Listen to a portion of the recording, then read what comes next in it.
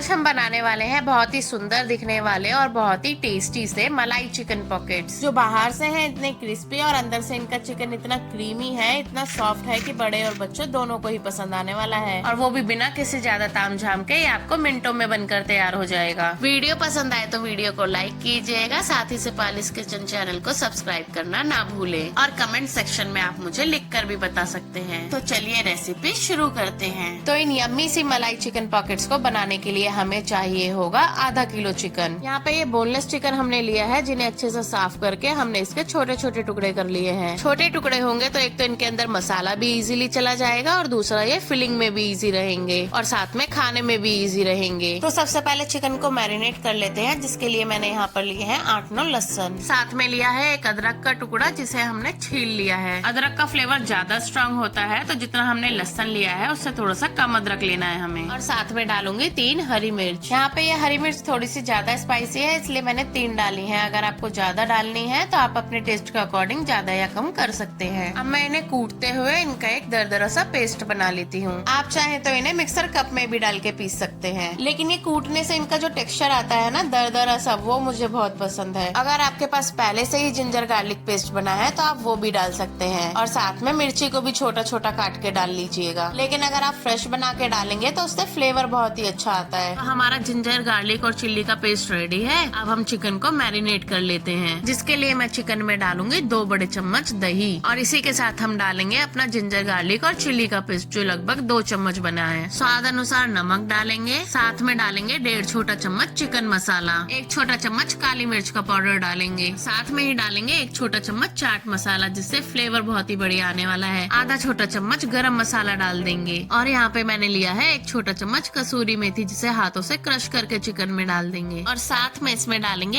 1 नींबू का रस, यानी कि 2 से 3 चम्मच।